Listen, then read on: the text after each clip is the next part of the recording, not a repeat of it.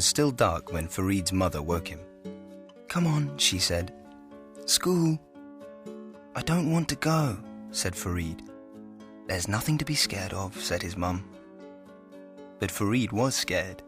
He'd been in England for 5 days and already he hated it. England was cold, dark and wet. People spoke a strange language he couldn't understand.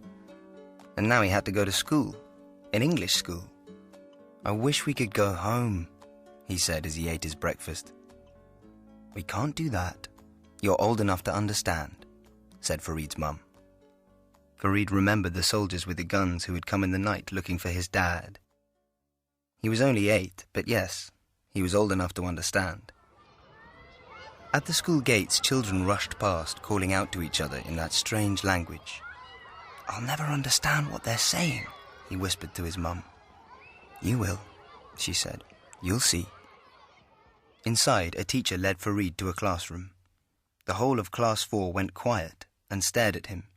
Mrs.Nelson, the teacher, introduced Farid to a boy called Jammy. Jammy was going to be Farid's buddy and look after him at playtime. First the children did some reading. Mrs.Nelson gave Farid a book. The pages were covered in strange markings. English was written using completely different letters. Farid tried to guess the story from the pictures, but it was hopeless. In assembly, it felt like the whole school was staring at him. He didn't want to be looked at. He wished he could hide. At playtime, Jamie took Farid outside to play football. Football was okay. You didn't need to understand what people were saying to play football. But then Jamie and some boys played a game pretending to fire guns at each other. Farid didn't like this. He'd seen guns fired for real. He walked away and stood by himself. After lunch, Farid had to go into a different room. A lady called Janet opened her shopping bag and put an orange on the table. "Orange," she said. "Orange," said Farid. Janet took 9 more items from her shopping bag, and soon Farid could say them all. And that was it. He'd started to speak English. After that, things moved quickly. Every day there were new words. At the end of the week, Farid made his mum sit down and listen as he proudly counted up to 500 in English. School got better and better. People stopped staring at Farid, and every day he learned new things and made new friends.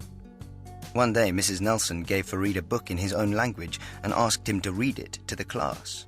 At first, he couldn't see the point. Nobody here spoke his language. But as he read, Farid realized that Mrs. Nelson wanted the children to know what it felt like to hear strange words they didn't understand. Slowly, Farid came to understand more and more. It was like waking up from a long sleep.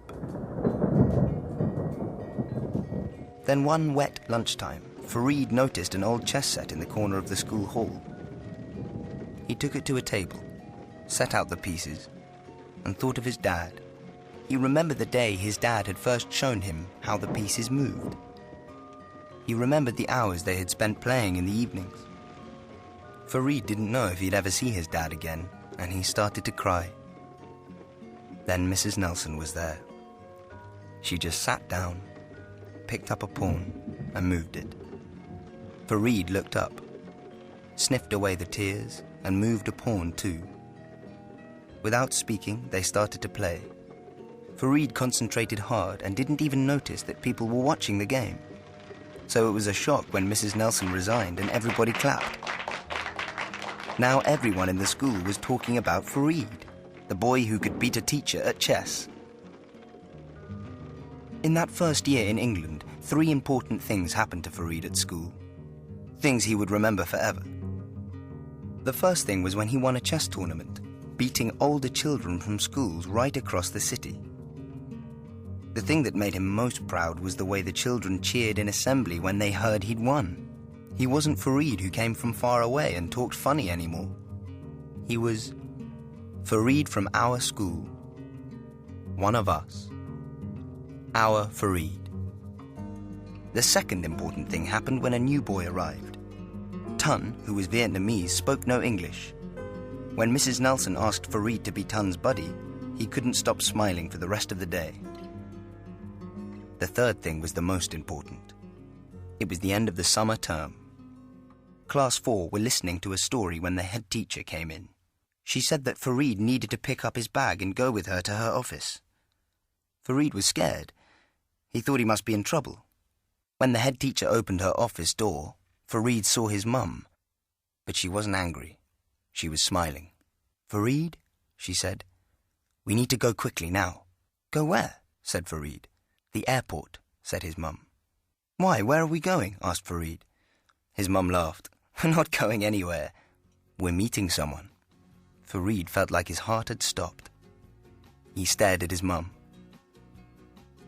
"Dad," he said.